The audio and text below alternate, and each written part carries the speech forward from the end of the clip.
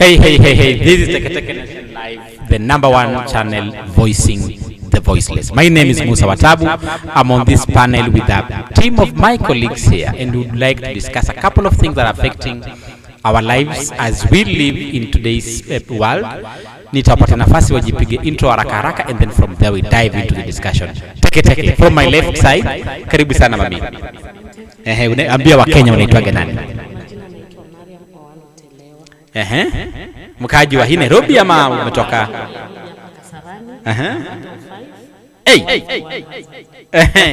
Tano. Husband unasema ni mmoja. Okay. On my right. Mambo ni mengi. Okay. Yes my brother. Mkaji wa Kasarani Nairobi. I'm very much humbled kwa katika kipindi hiki. And I know we are going to learn so many things in terms of the topical issues we end up discussing. Thank you so much, bro. Yes, that's right. Ujakula.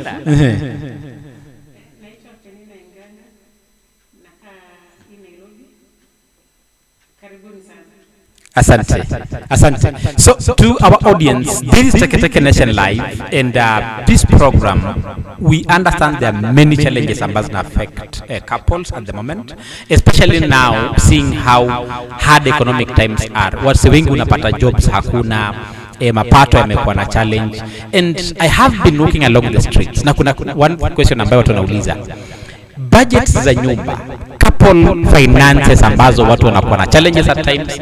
Bwana ametuma bibi na pesa, bibi amerudi hajasema kuhusu change, wanaanza kuuliza na maswali. And I brought on this panel a team of my friends to understand how do they handle issues finances in regards to their marriages. Uko kwa nyumba, uko na bibi, uko na bwana, pesa imekuwa kidogo, mahitaji yamekuwa mengi pale. How do you deal with the big question of financial management? My brother, pesa unapeana ama hupeani?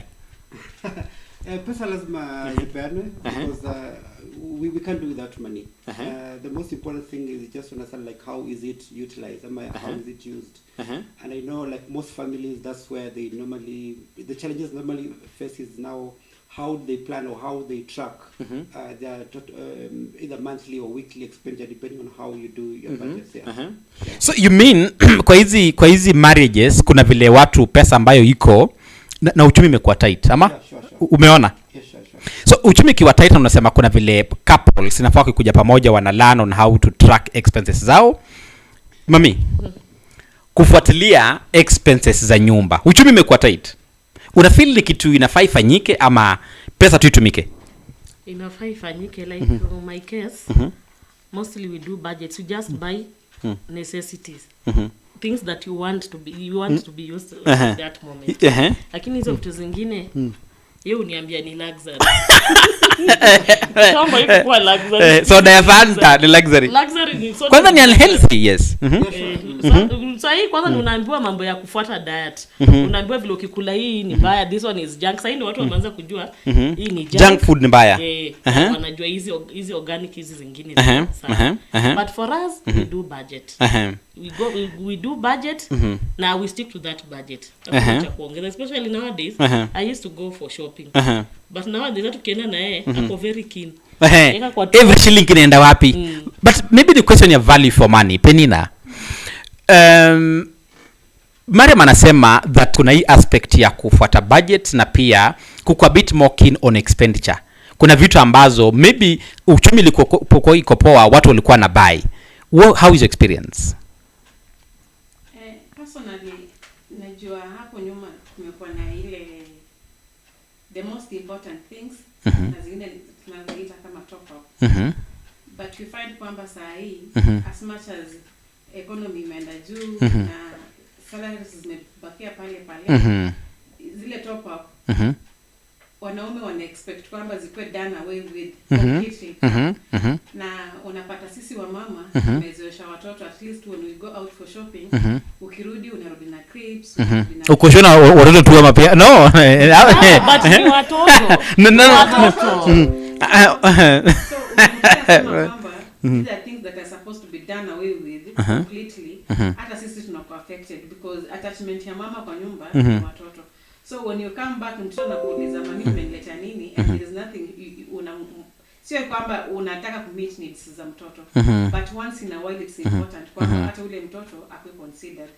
So as much as budgets ziko fixed, tukue na ile mindset kwamba hata sisi tukienda na nyinyi shopping, there are things that I buy like rice, unga, but pia kwa hii section nyingine I'll pick a few zenye sasa sahi wanaume wengi hawataki, wanaona kama ni luxury.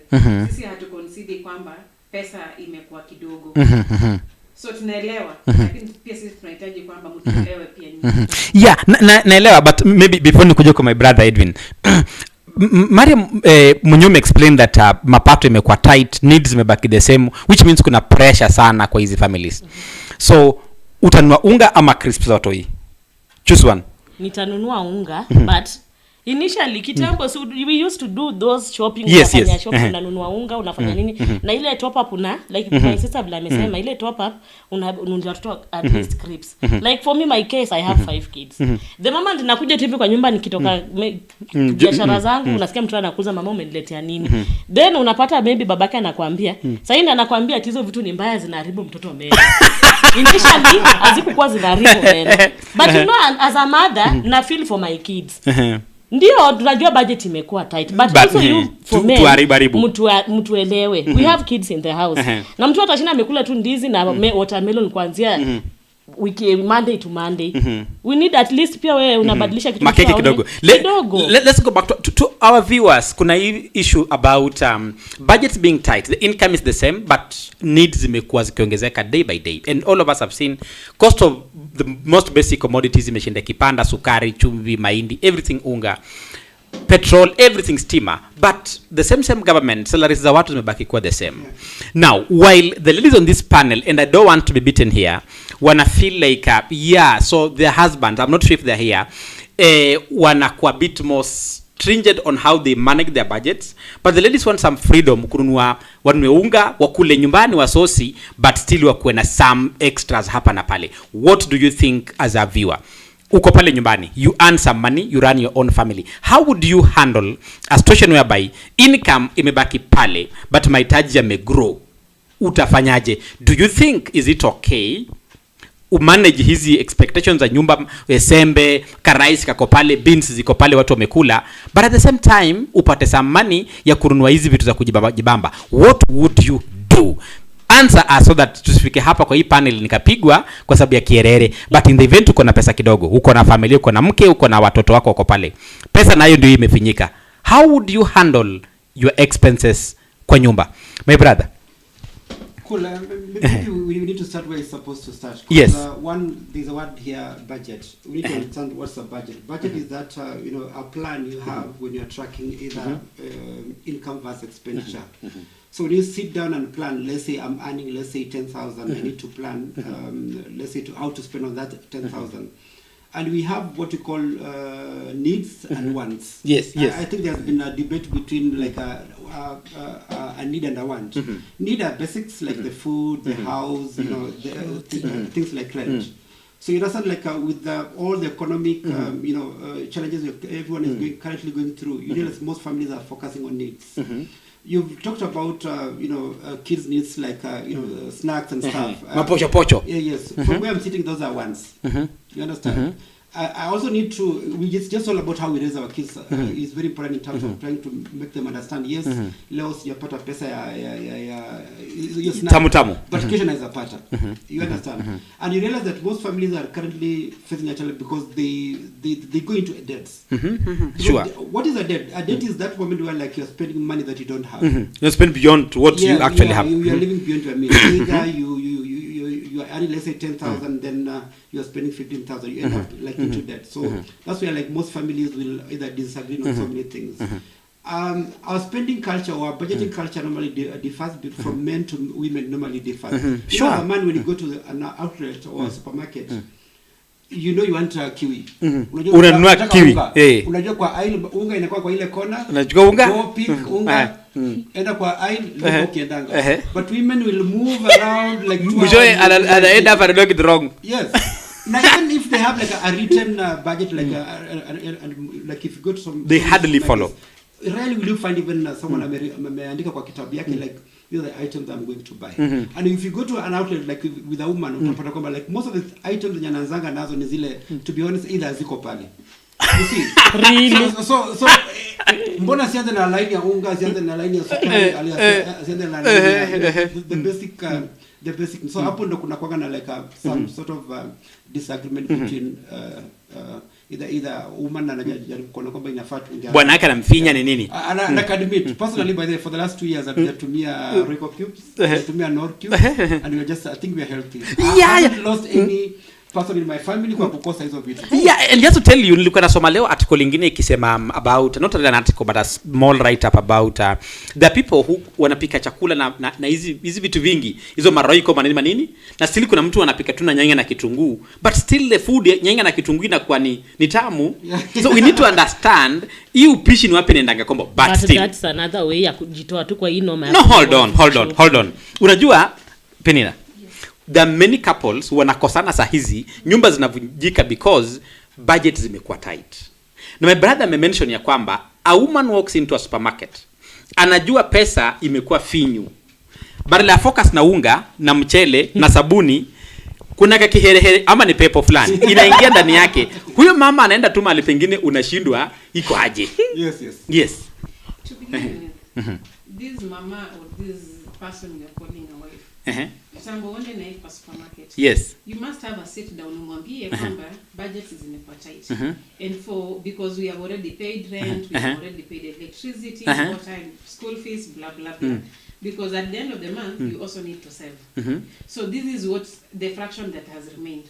Mkikaa na yeye apate kwamba ni 10,000 ama that 5,000. So you need to budget from that 5,000. But kumbuka as a man, mimi hujua mwanamume haezi budget pesa yake yote. So no, hold on. Going to cater for the needs of the house. Just give that mama 500 or 1,000 bob just for top miscellaneous. Atakumbuka nimesahau kuandika chumvi maybe because at times mkikaa pamoja kuna vitu tumesahau. Tasolia unga 3, mama ametaka unga 4, rice 2 kg, mama amefeel kwamba ni 3 kg zitamaliza. So mkiko kwa ile conflict hamuta kumbuka everything. Yeah. So if you have to give like 500 extra ama 1,000 extra, atajua kwamba ama 5,000 extra. Okay, make it even 5 million. We love money. So akikuwa pale atajua kwamba whatever nimesahau, I don't need to make a call kusema kwamba nilikuwa nimesahau hii because one it bring a disagreement. So in that extra miscellaneous umempatia ata cater for it. Plus atakuwa amebaki na some fraction hata ya kununulia mtoto kama ni Kinder Joy. It makes us happy that. Yeah, I get you. Sasa shida wanaume ni kwamba we are, you make us understand kwamba times are hard, of which tunaona kwa TV, tunasoma na tuonye tuna experience. But hamujielezi kutujue kwamba this is the challenge una face. Mshahara imepungua, tax nayo ndio hiyo imeongezeka, pesa ndio ile. Tukaeni na sisi mtuambie. Just to cut you short. Inanishangaza anasema maybe I've never been a woman. Yeah, so na struggle kuelewa. So aki-explain that men hawajakaa na the women kueleza kwamba mapato imekuwa na problem, but at the same time ana go ahead mwenyewe kwanza to explain, tunaona tax imeongezeka, tunaona price ya vitu imeenda juu, mwenyewe akasema kwa news anaona maisha imeenda juu. Would women still expect what men waji explain maisha ni ngumu when you can see? But you see when you give an example like umesema maybe tuseme example anapata 10,000. Wakati tunakaa chini na wewe niambie this is what we are going to do for shopping. Shopping tunafanya kwa hii nyumba ni ya 7,000.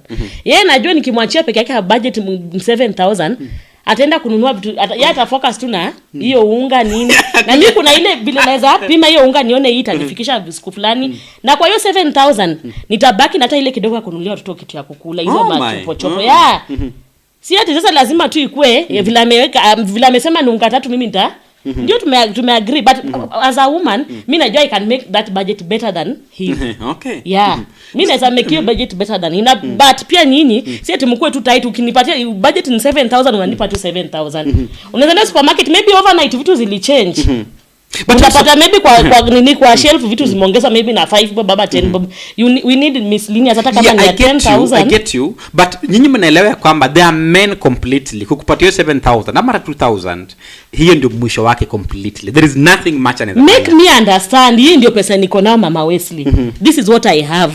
Mbele nyuma hivi ndio vile niko. Sasa when you go to do as we are going for shopping, jaribu pia kuangalia upande mwingine. Hapo nitaku understand, but if you don't say, mimi najua tu maybe kuna katopa mali pose wanama malizangi pesa yake tutuambiane ukweli. Kuna vile wao wanaficha pesa ili uwezi jua. Kidogo umeanzisha mswada to our viewers now. Wamama na gumu viewers kuelewa. Now, wanasema kwamba despite the fact that all of us tumeona kwa media and everywhere that uchumi imekuwa ngumu, not until men express themselves, waseme openly nimesota completely, mama yanaona tu bado mambo iko shwari. But now something else. Anasema na pia amesema kwamba wanaume hawatoangi pesa yao yote. As a man out here, are you going through the same things we are talking about? You are a man, umefinyika kwa ukuta, you do not have any other alternative. But your spouse still imagines that kuna pesa ingine you are mining from elsewhere. My brother. Okay, I don't think the discussion here is kubakisha kitu ya watoto. As parents, because I'm talking from experience. Yes, is that moment where like you'll buy spoil the kids. Yes. You know, and do that. As I've said, like the one here budget, and to be honest, by them, like 60-70% of the families or guys who are either on salary, they either 70% their salaries cannot take them up to the 15th day. Yeah, sure. Or that True. particular month. It's simply because either they didn't have like a very clear plan on what they are going to, you know, how they're going to spend, and you realize that on date, let's say 16th already, guys are struggling. They're going to debts. There's a guy when you answer kukopa hata pesa ya sukuma, you understand? So in terms of doing budget, there's some items but they was fanyia like a monthly budget. I know so guys attend supermarket wanunue unga. Yes, so things like unga, there's some items but they are however much you try, utapata kwamba they won't cover you the entire month. Itafika tu moment where like you need like a weekly or you know after like 3 weeks you go back to the supermarket. But you realize that you know the key focus is like umeenda kwa nini umenunua vitu kama unga, the basics. That it goes back to the keyword here, the basics. Umenunua unga umejua kama iko covered. Umenunua let's say sukari umejua kama iko covered. Umenunua na vitu kama let's say like sukari, there are so many other dynamics. Kuna wageni watakuja maybe between ambayo wana affect. You understand? Wararue sukari. Yeah, so there are some things that to be honest like you cannot budget like on a monthly basis. I think the most important thing here to have like a very clear understanding, a clear plan on how you're going to spend, be it 1,000 or 2,000 ambayo mko nayo. One thing I've also learned with this hard economic terms, there's something which is good to budget on a weekly basis, which helps in terms of track. Ujipange kwa wiki upige hesabu. Let's say you have like an extra 5,000 umeka kano unajua by ikifika like week 10 unajua unachuna hapo. Unaanza kupunguza kidogo. And but this is a human nature. Like when you have things in plenty, you tend to misuse. Yes. It's a human nature. It's just like wakati uko ushago, wakati mmevuna, mnapata kama mna waste sana. The things are in plenty. So it's a human nature. Sometimes even the guys with the domestic workers, you understand this. Utapata kwamba wakati unaponunua vitu vingi at the same time wanaanza kuvitumia vibaya. Yes, sure. So it's one of the reasons why utapata mtu kwamba like hataki kushop like for the entire month, anajaribu kuweka anacheza safe. They can be able to track. When things are in small quantities, I think it's easy for you to track and plan accordingly as far as each and every day is concerned. Yeah. From what you're explaining, I think maybe the question I need to ask the ladies here is, are women really appreciative or they're naturally unappreciative? It's a bad question, but a good one. Penina.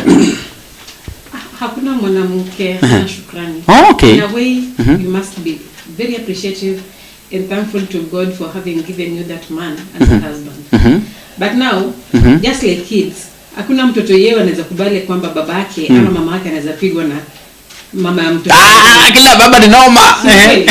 So just hata sisi wanawake, we always believe that my man is the best. So una expect kwamba huyu bwana yangu ata hustle. Kuhustle in a way kwamba he's going to meet our needs. Chani kwamba sasa umemwachia everything. Kuna ile you have to come in as a woman, but my coming in it doesn't mean kwamba I come and show you like nimefanya hii. There are things that we do without even you men realizing, but we play a very big role in these houses. So when it comes to budget, acha tuachane sana hizi vitu za supermarket na maduka. Hizo we can disagree and agree at the end of the day kwamba this is the budget we are going to use in this house, na kweli itaweza. Panye wa mama tuko na shida nayo. Niyo pesa mnatupatia ya nyanya, kitunguu na mboga. Ama kwenda kununua groceries. How about it? Shida inatokea. Mwanamume ana expect kwamba ununue maragwe 2 kg imalize mwezi. It can't. It can't. Inakaa miezi ngapi? Hiyo ni I thought mwanamume amependa too much unashangaa bwana nataka kununue. Hiyo ni chakula unakula 2 days na imeisha. So unapata amekuachia hiyo 2000 kwenda kufanya groceries na kununua other stuffs. Ukirudi anakuuliza sasa after a week utamwambia tumeexhaust hizi vitu. Anakuuliza na ile pesa nilikupatia yote. It's like why you supposed to buy Jesus out of that money? Pesa ilikuwa kidogo. But ni ile tu anakuprompt jibu. Sasa unashindwa unamjibu nini? Ama unaanza kuwa na zile questions like is this man doubting me? Unaanza kuwa na doubt. Ni kitu mbaya sana. Mwanamke ana feel okay because you don't trust me.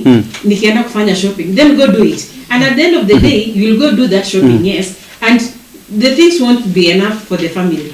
So, yeah, I get you back. Na hakuna ile siku utakuja kwa adamant so nikwambie, okay, hata pia mimi nimeenda nimeshop na hii pesa yenyewe haikutosha. Hakuna mwanamume usema akienda kiumane huko nje anajinyamazia anaongeza kwa mfuko yake tu inaisha. Lakini ana expect mimi I work out miracles out of that money. It's not possible. Hapo ndio sasa conflict. Hold on. Women hawako comfortable kuulizwa tu swali. Because I'm not seeing any problem. Mtu kuuliza ile pesa ulikuwa nayo imeisha. Is this a bad question? It is a bad question. Oh, it is a bad question. It is a very bad question. Tell me. Does it mean I trust kwa ile kitu yenye nimetoka kufanya? So trust you means I don't ask. You asking si jasema ni mimi pande wangu mimi nitajiongelea pale. Mimi kwangu swali kama wewe unanikasirisha sana. Why? Kwa sababu ndio nimeenda kwa soko. Maybe nimepata vitu zimechange vile nilikuwa tunasema initially. Unapata maybe nyanya nilipata kama wanauza 320, nimepata sasa hivi nauza 325. Alafu kitu kingine naudhi kabisa ati ile unamwambia pesa nimekuwa nayo haingeweza kutosha kila kitu imeisha na kuuza na ile nilikuwa hiyo pesa yote nilikupatia nyanya vitu zinazaje kuwa hazijatosha ile pesa nilikupatia. Sasa unaanza kushindwa. Inafika mahali paka as ladies sasa inafika mahali sana nawaambia sasa you go to the market na still baada hata akienda kwa hiyo soko baada hiyo conflict itakuwa kwa nini ukifikiria sasa hiyo unaenda kupunguza hiyo kelele itakuwa kwa sababu gani yani na kukuletea zile nyanya how do you ndula those unakuletea vitu kwa unhealthy no unaanza ile rejects na nakuletea kwa nyumba ngojeni hold on. To our viewers, this is Teke Nation Live, and I request you, if you have not subscribed on our YouTube channel, please support us by subscribing on our YouTube channel. And the question here is it bad to ask your spouse, your wife, that ile pesa nilikupatia kwani imeisha? And just to understand from women, how would you like your husband, your spouse to ask you kama amekupatia pesa na anafanya follow up to understand umespend aje, uko nayo change ama imeisha yote? Mnataka muulizwe aje swali? Tell us for a million plus women. Nikiapproach bwanangu nimwambie kwamba vitu zimeisha kwa hii nyumba ama food imeisha, pesa ulinipatia kutosha. Inafaa uniulize how much more do you need? It will give me peace. Oh my. Ile pesa iliisha. So unaanza kujiuliza like does this man think kwamba nimespend pesa aje? Anafikiria nimepeleka kwa chama ama nimepeleka kwetu. So men now we know. So hiyo ni swali mbaya sana. Uliza tu mtu hii pesa nilikupatia ni nini basi ulinunua? Akwambie nilinunua maragwe nikanunua nini. So how much more do you need? It's a very peaceful question. A very peaceful question. I love it. Ile pesa iliisha. Alafu the tone, the face, the body usemi ile pesa ilisha. Kwani ile pesa nilikupatia? Then you ask. Let me ask. I mentioned kwamba inafaa aulizwe ile pesa imefikia wapi. I think the key word is accountability. Just the same way we have domestic managers au wafanyakazi wetu ambao wanatusaidia katika nyumba. That's that moment where like umemtuma kwa duka day one umemtuma na shilingi 200 akanyamazia change. Labda hiyo kitu ulikuwa umemtuma ni 180. the second day kwa mtuma na mbili pia kitu ulikuwa mtuma ni 160 utaanza kumshuku, you understand, simply because somebody is not accountable kuambia mama fulani ama baba fulani ulinituma ni hii change yako ndio ama ni wakati ulinituma kwa soko nilipata vitu 200 haikutosha ilibidi ninunue vitu za 180 this is vile kumeenda. You see, you understand, you are not waiting to be probed ama hiyo swali kukuja kuondoa ile what they are calling about issue of trust. Yes. You understand, so accountability just like the way you want the government to be accountable. Wakati mbunge anauliza kuhusu pesa fulani ilitumikaje ama pesa CDF ilitumikaje, just the same way tunataka tukue like accountable. Yes, unaweza kuwa nimepatia 2000 like to go to the market ununue vitu fulani haikutosha, is okay, just come back uniambie by the kulingana vitu zimepanda. Na we understand times normally change and I agree with you, but still bado unaulizanga tu wewe like either utaenda kwa soko upate kwamba vitu zimepanda like right now tuko kwa drought, possibilities kwamba nyanya, vitunguu, whichever things ziko zimepanda, but you don't wait for that moment when mbona uulizwe. Na I mentioned kwamba kuna kwa na issues where like yes ameweza kwa kwamba ameacha 200-300 hivi ya kulipa chama, which is okay, but how many women wanakatanga ile ambao wamemwachia chakula wanaenda kulipa chama? Wengi sana. But you don't ask about it because I'm sure I agree with you that those women ambao one moment or the other they do one or two things ambazo hata huko wametarajia. Me I remember the time I used to unatoka kazini unapata like amenunua kitu kwa nyumba simply because ile pesa ulikuwa unamwachia kidogo anaweka chama kifua chama amekusaidia, which is okay. It's okay. So the issue here I think is accountability. So let me read some comments. I may mention upon issue ya domestic work. But kwa hii family kumbuka a family entity is an entity that yenyewe ilikuwa institution abroad. And me coming in, I'm coming in as a helper. Meaning kwamba hizi vitu huwezi jifanyia zote peke yako. So my help comes in kukusaidia tu ku reason. Sio kwamba now I have to think on your behalf. But as a man I know kwamba kuna so many things that ziko kwa akili yako. Unataka kujenga nyumba, unataka kununua gari, unataka kufanya nini, hizo vitu zote. So my coming in ni helper. Na nimekuja nimekusaidia kwa kufikiria kwamba hii chakula tumenunua kwa hii nyumba haitatosha. Unajua sasa shida ya wanaume ni kwamba ninyi mnaekelea tu wa mama ni chama. And surprisingly most of the pesa tunapeleka kwa chama it's our hard earned money. Na I understand. I don't expect my husband at the end of the day kuja kuniuliza ati na hiyo chama pesa ngapi umepata. Hey but you see me watching Moses, you see mimi penye nina shida na history yote ya kuuliza initially history tu imeanza hii mambo ya economic time. History imeanza initially, mbona huku kwa unaniuliza ati unataka nikupatie hizo budget sasa ndio I understand things are tight but the way pia unaniuliza also okay naelewa simza kuja baby sio hata si ati baby sio hivyo. Ukienda hiyo supermarket useme sasa umefanya run transactions umemletea receipt tena ana feel offended. Why are you giving me receipt? And do you think I don't trust you? And already mwenyewe ushaleta hiyo mistrust kabisa. Wacha niende ninunue everything. Hata siku hizi tuambie mama boka mimi hata kama unataka niandike kama kibiriti nimenunua elbai mwenyewe ukikaa yes kabisa. Let me pick some comments from our online audience and thank you so much guys who are watching us online. My brother here Maseo anasema sauti iko na problem, wa technician ataangalia sauti iko sawa. Tuko na jamaa pia anasema echo please let's work on the sound iko sawa.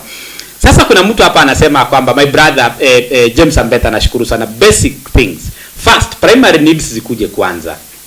Primary needs vitu uwezi enda kusema unataka kununua hizi stuff zenye umesema za watoi na basic stuff kwa nyumba hamna unga. Ni kweli? Yeah. And that's why tumesema after that shopping, that's why tunasema ile mimi ukinipatia hiyo 7000 nita budget hiyo 7000 mpaka hiyo ni za watu hizi zile zinatakikana zitakuwa iko included kwa hiyo 7000. Okay. But yeye ukimwachia yeye ukienda na yeye super anataka tu ukote hizo basics zenye unasikia hizo basic. Alafu unasikia akikwambia hii toa hii haifai na wewe mwenyewe umeweka unajua kwamba inafaa. Kwa akili yako wewe umeshapiga hesabu umeona hii itaingiana na budget vile inatakikana. Hold on, let me read more comments here. Kuna msana anasema hapa sasa majina yake, asante sana my brother, anasema kwamba saa hii ni ujifanyie tu shopping ukitoka job, ukiacha mke atanunua snack si mimi nimesema. Unajua hii kitu ikisemwa, let me tell you I say that I repeat, for the last 2 years we haven't bought any easy makwincha or whichever. I haven't lost any family member because of lack of that. You understand? And sometimes unaenda supermarket then mchafika nyumbani ndio unaeleza wanaanza kuambiwa like bagai tulisahau majani. Like how? That's why we need that top up. That's why we need the top up. It's not top up. The issue is planning. Yes. A budget is all about planning. Yeye ameenda kununua vitu wrong and hana majani. Yes, so in fact maybe the same thing vile Penina alisema sasa una make budget, so let tumeka na tuna make budget. I'm human being. Lazima tu kuna vitu yenye unaweza sahau, vitu kama majani, kiberiti, chumvi. Hizo ni vitu zenye unaweza fanya nini? Usahau. I have my uncle. That's why tunasema ukuwe na top up. Yes, please. Will you trust your wife with that 7,000 for shopping? Will you? Yes, I would. Then the issue of mistrust should not be there. Yes. Because now the 7,000 you have given me is for the needs of the family. But now already Chelewa mentioned there are wants. For example, we are having a baby's birthday. As a woman, I need to begin planning early. What gift am I going to give to my baby? What size of cake am I going to buy? Mwanamume kumwambia tuko na birthday ya mtoi, yeye anakuacha kwa 100. And expect wewe ununue toi ya 100. Mtoi ana expect kwamba umpikie popcorn, ununue keki, ununue sweeties. But let me read a few more comments. Let me read a few comments. Because I think trust, I will take it back to our viewers. So umeuliza swali ya kwamba would men trust their women with money? For example, mko na family, pesa ni shopping, unafanyanga monthly shopping ya 5,000, uchukue upatie bibi yako. Sijui kama hiyo shopping wewe inamaliza mwezi, but let me not answer. Let me read a few more comments hapa. Uncle Fred, women will never understand what men go through wakati huu wa uchumi mbaya. Yeah, sure. You don't. You tell me. Talk to me. Hey, you talk to me. Communicate to me. Let me understand you. You don't say. In fact, you are saying you are mejinyamaza. So, am I an angel? Let me ask a simple question. You mentioned about 7,000 as a budget, right? Like how many women will go and utilize that 7,000 without necessarily like trying to either exceed it by 100 or 200 or 300? I remember there's a time, but I used to give her like my ATM. You know, like every month, you know, like this is amekuandikia budget. This is let's say 12,000. Oh my! Unapata notification 18,000 gone. Then when you kuja kuangalia kwa hizo vitu, come on, there are some things you can do without. At Nor Cube kuna flavor ya chicken, kuna flavor ya beef, kuna flavor. Come on, we can do without these things. Oh. It just goes back like it's nothing to do with I think I don't know, it's our nature. Like wewe ukienda kwa supermarket with 7,000 na upatie 7,000, unajua hizo paper bags zenyewe zitakuwa very different. Very different. I have tried, by the way. Totally different. And I don't know how it's one of the most important things. No. Hata kama si important thing like okay, unapata la kuna kitu kingine ndani inanunuliwa na ukienda kuangalia shelf bado iko. I was just buying any come on. It's not like that's something essential. I think women like it wakiwa labda blue band 3 ni nini hivyo. No. I need to ask, mbona ununue ile inaitwaje ile ya kupika mandazi mariandazi? Hii inaitwaje hii kwa sababu na kwa gomenua ungeje iko 45 inaitwaje? Self raising. Jambo swali yangu kwanza, mbona ununue ile nini ya kupika mandazi yet 2 months 3 months down the line hujaitumia hiyo kitu? Hujaipika mandazi gani? Let's say inaitwa mariandazi ya kupika mandazi. Baking powder, yes. Why buy it yet? Unatumia after 3 months. After 3 months. It happens. Do you want to say so mandazi? Kwani sasa nikienda kufanya shopping sikuwa najua hiyo baking powder nitatumia honestly. Wewe unajua itatumika. Mimi naongea from experience. No, not in my house. I imagine kwamba everything that I've bought on that list utakula kwa hiyo nyumba. There are things I cook kama umeenda kazi. Hapana, sikuna watoto kwa hiyo nyumba honestly. Ama mgeni hata bisha odi. So it doesn't mean kwamba kwa sababu wewe hukukula ati ilikuwa irrelevant. Nimepika yes with your consideration, lakini sasa watoto wamekula mingi ama mgeni ameingia na chakula ikaisha. So which is understandable. Telling you, mzee wangu leo nilipika mandazi na hukukula. Hapana. It doesn't can't work that way. Na nimesema tu the issue here is communication. Wanaume wengi, yes, as much as mtasema kwamba there are hard economic times, you are suffering mentally, you don't express yourself to your wives. Kama hii na useme kwamba hii ndio pesa niko nayo. Nita understand. Lakini sasa hii kujificha hiyo ndio hapo ndio shida inatokea. Na utaangalia kwamba misunderstanding mingi inatokea kwa ile daily money unaacha kwa nyumba by the way. Hata sio ile monthly. You don't expect kwamba unaniachia 200 na watoto 5 the way Mariam amesema kuna watoto 5 ati hiyo 200 itatosha. Hakuna miracle itakuwa hapo. Yeah, sure. So wewe jua tu kwamba niko na watoto 5, budget 200 kwa kila mtoto niachie 1000. I'm okay. Asitakosana na wewe. Lakini unanifinyia do, una expect to shibe. But the question, this is the biggest question. We are living in very difficult financial times. Our technician sound will become a problem. So if we are living in difficult financial times, umeelewa ya kwamba everybody, hata Kenya haina pesa. Kenya tu yenye dunia nzima haina pesa. Unataka bado huyu kijana ya mtu akuja kueleze upya yeye hana pesa. Kama Kenya haina pesa, mimi ni nani? Once you've communicated hakuna pesa, mimi nitakuelewa. Like for me my case, hata mwenyewe anajua. Mimi huanza kumwambia mapema. Maybe nime notice kuna kitu fulani hatuko na muza uko aje financially. Tunaweza afford kununua kitu fulani. Akiniambia not this week, nitaacha hiyo story ishe hivyo. But there are other women maybe who will not understand. You need to understand your man. Lazima umuunderstand. Hata ukimwambia, ukimuuliza ukoje hata kujibu. So silence means you can afford. So mimi nakurundikia tu kwa budget. But we need to understand that times have really changed, especially post-COVID. I know most guys lost jobs, things changed. Sure. And nimesikia watu mention like kitambo alikuwa ananifanyia sifanyi. You understand? So times change, and it's only it's only a fool who cannot change with the with the time. So there are some things just either ina change automatically. Labda maybe ulikuwa unakula nyama on a daily basis, ina change. Basi inabidi upunguze maybe mara 3 ama mara 2 ama things ama razuburi. Hatujakataa, you communicate. Communicate. Utapata mwanamke anakusukuma atinipeleke out.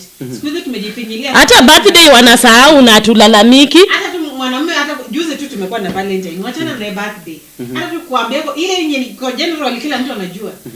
Happy Valentine. Hasemi. Sasa pia economic at times kwa kuongea pia. Kwa kuongea tu. My friend, wacheni kudanganishia economic vitu na but these things that we expect men to say or do ni zikifanyika the other way round, is it okay ama ziwezi? Lazima tu kweli ni sio lazima. That's why nimewaambia that communication, when you don't talk I will not know nini uko na issue gani. But when you communicate uniambia hii babe, hapa nilikuwa naona kuko hivi na hivi, from today on tutafanya hivi na hivi. Mimi I used to take my kids every Sunday out. Every Sunday ilikuwa ninapeleka watoto out.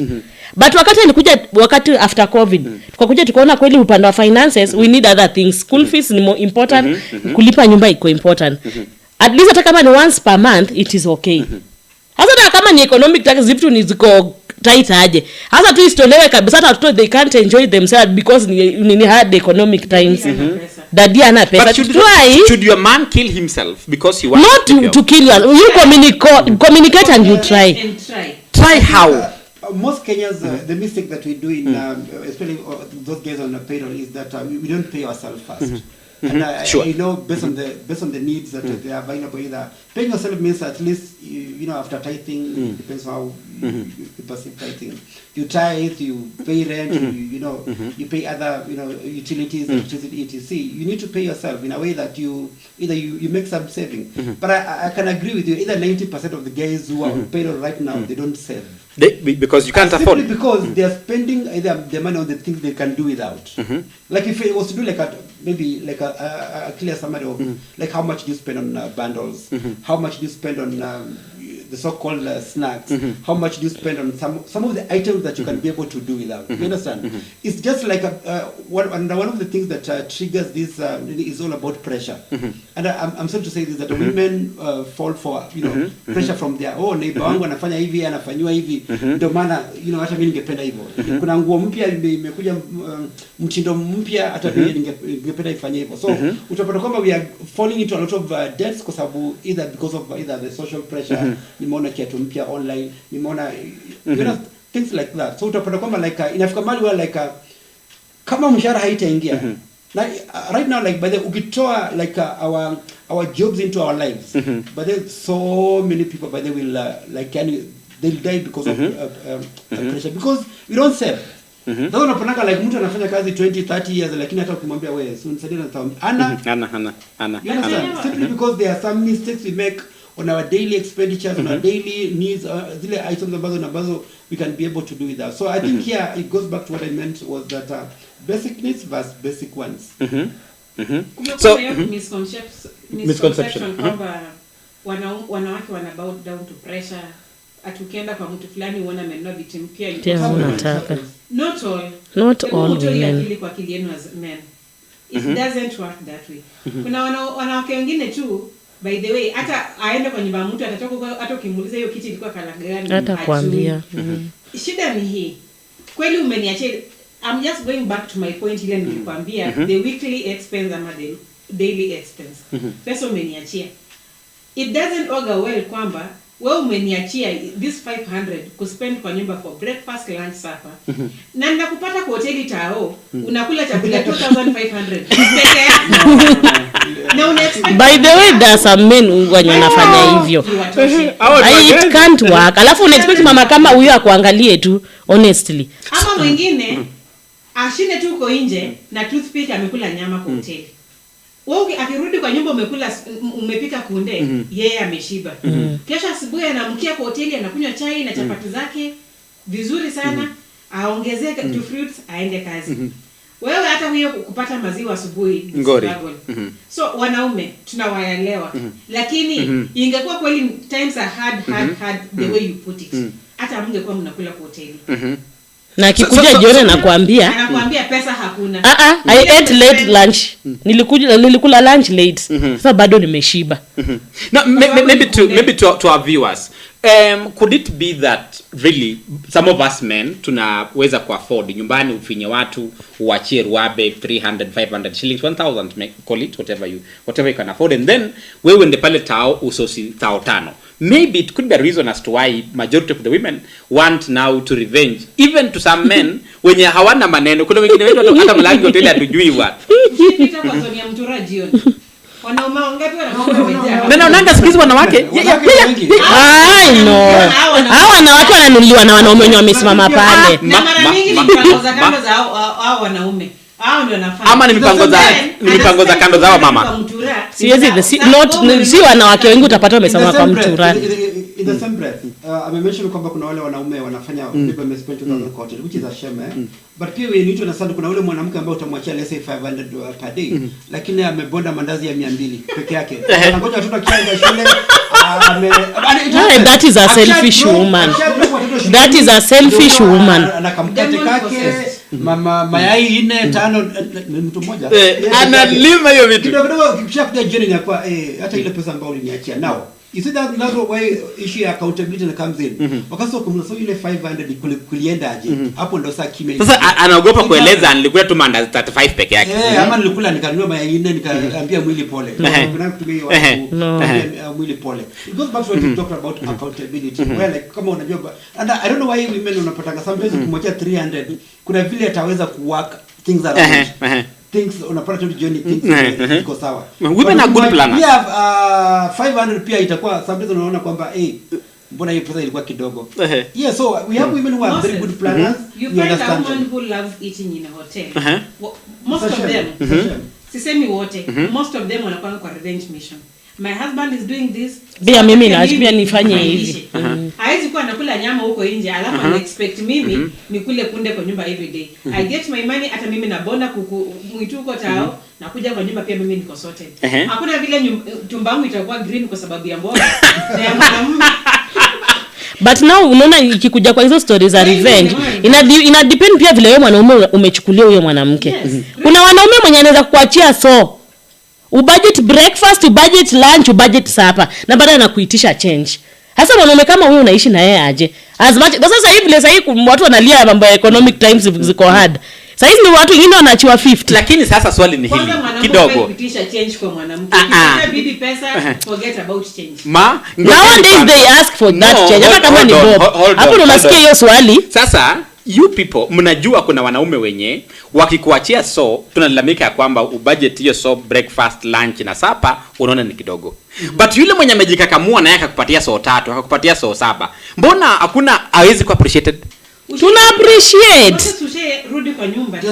Ukakula chakula yenye kwa akili yako unajua tu mwenyewe kwamba pesa niliacha haiwezi afford chakula. Ushai? I need to check. Wanaume wengi tu mnarudi kwa nyumba mnakula tu nyama. Na pesa uliacha ni kidogo. Pesa ni omena na chakula ni nyama. Omena ya 50 na bibi amejikaza amenunua nyama. Why can't you also appreciate? Useme kwa ile kidogo nyoliachiwa.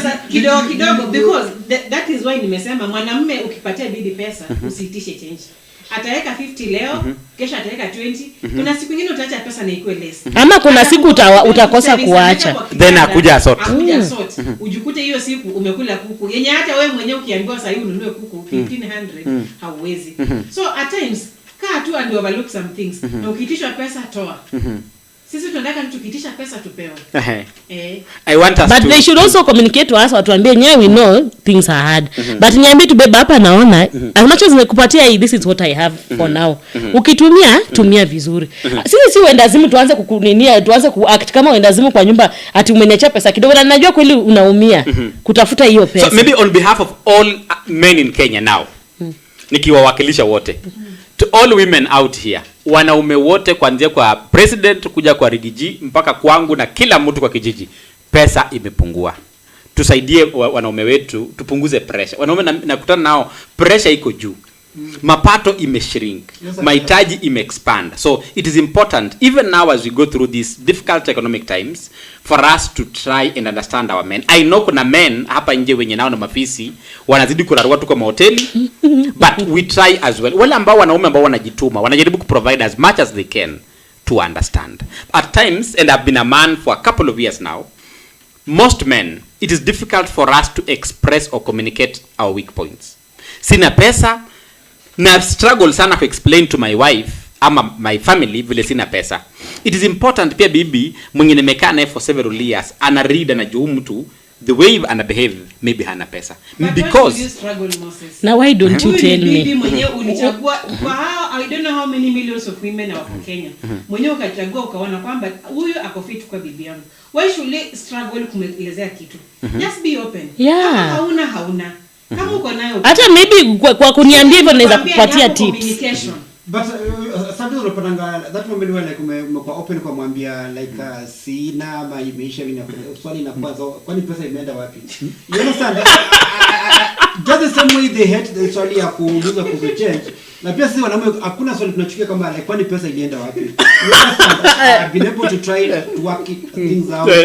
Paid rent, nimefanya nini? You understand? So there's that moment where like and I keep on saying by the way, utapata kwamba like 90% of the guys who are on salary, most of them don't pay themselves. They don't. Sure. That's why people struggle. And I know you have friends wale wanafanya kazi. Mtu anakwambia wewe nikopeshe 500. You want 500? That guy anatoka asubuhi akienda job. You know because even if Kamali were like 21st, 22nd hapo already hana. Mambo iko tight. Hana mali a mad woman will not understand the husband, honestly. Understanding. Bwanangu And I'm sorry, there are so many mad women then. No, hakuna. Mimi ndatetea wanawake. Usipo communicate, I will not know. I'm not you communicate. You jingenye wanaume wanaanga unajinyamazia because I'm a man I can't share. Ego.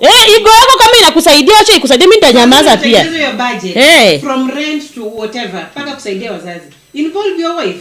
Atakuwa part of that thing. Maybe madu umekuwa kimpa 5 ama kwa simu. Umesha create budget yako. Sasa ukikuja kwa mtu create ile tu unanisoma. Ati huyu mtu anaweza kuwa ana reason kama mimi hapa. Hiyo haifai. Wacha tutengeneze budget pamoja. From top to bottom. Hapo itaeleweka. Lakini una expect at mimi nikuwa angel nianze ku understand kwamba hakuna pesa kwa mfuko yako. Utaitoa tu. And that's why you will all die of depression. Because you don't communicate. And that's why nimesema to communicate. Wakati unajifungua unaongea, unasaidia. Kwa sababu hata mwenzako ataona ameniambia kuko hivi na hivi, nitakana nifanye hivi na hivi. Lakini kama hauongei honestly, si mimi ndaacha tu ndasi mtu kweli pesa bado tuko tu kwa ile sherehe yenye tulikuwaga nayo. So and that is why ukipata mwanamke mwenye sasa naye akoko blessed kwa family, kwamba now is the sole provider of your familia. mwanamume anakuanga amejikunja sana. Not that hata huyo mwanamke amemdespise. Lakini sasa kwa sababu sasa anafanya role yenye si yake, mwanamume anafeel kwamba hapa sifai. Not that haufai. Mtu kukusaidia majukumu yako si mbaya. Kubali tu kwa sasa sina uwezo. Let my wife help. Sasa ukishajikunja hivyo, mwanamke pia anapata nguvu. Uko weak. Let me now thrive. I think the topic we introduce is a difficult and sensitive one. That one I place here. I want to ask like how many women what are idea? Wengi sana. No. Tutaweka kwa mtandao na tunasaidiaga. You nayo. There are so many women who help their husbands. I don't refuse.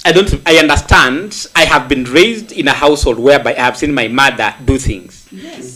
Currently, as I am now, I have seen many families that women also were step in kusaidia. But this is a Pandora's box I wouldn't want to open now. Yeah, sure. This is a difficult discussion.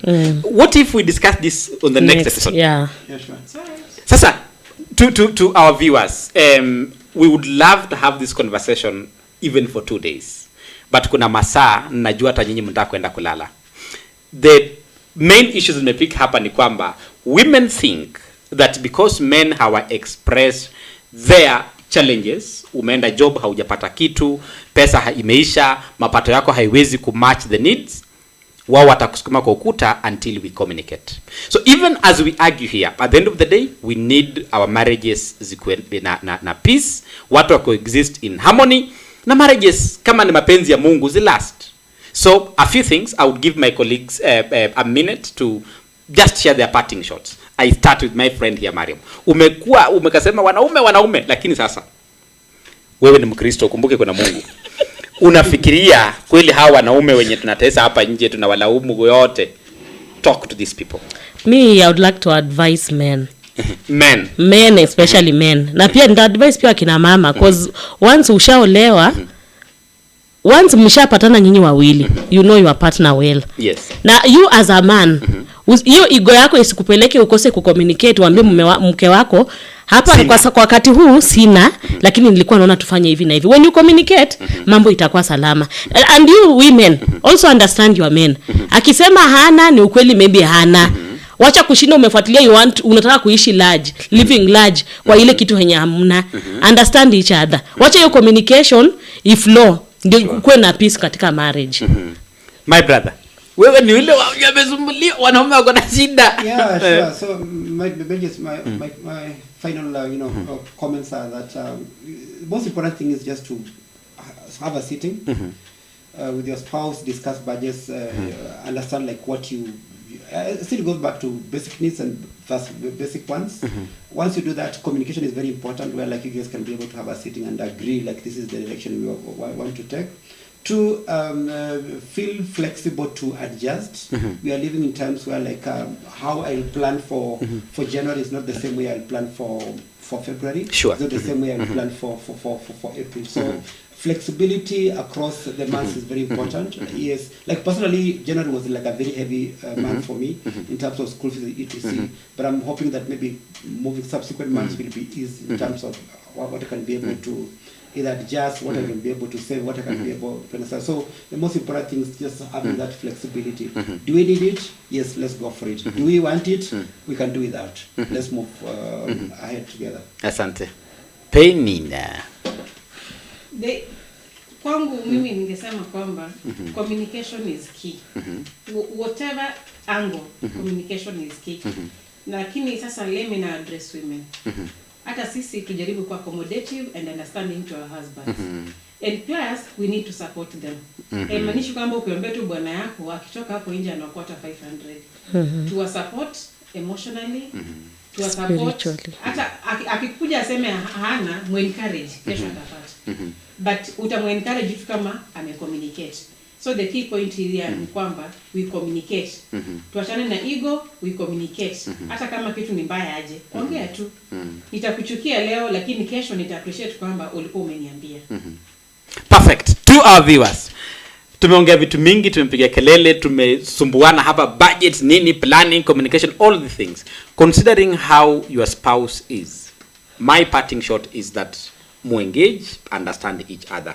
Don't push someone's son aende alete ndovu na uwezo wake ni sungura. At the same time, for my fellow men, if you are in a position to provide for your family, please do so. Most of us at times tunakula kama hoteli, to make a lot of investment kwa friends zetu and other things, but your family, let your family come first. But as you put your family first, my sisters, support your men. Support your men, na we lift all these marriages kwa mikono za Jehova, kwa sababu sisi wenyewe hatuwezi. Until next time, same place, Thursday next week. Tunapiga kupiga. Ulisema kwamba kuna wamama wanalisha mabwana na wanyamaze. Na wasemi. On Thursday next week, same time, we need to understand any woman out here who has been able to support the husbands and they have been able to shut up their mouth without spreading everywhere. Wakienda mtoni, wakienda church, wakienda sokoni, wakienda wapi, wanasema. Hicho nyinyi ndio wao mnajifeel hiyo piti mnataka kuonewa ulama. Inakuwa tu bila mimi. Hakuna. Tukate pale. Hii mambo tukuje next Thursday na tunaanzia hapa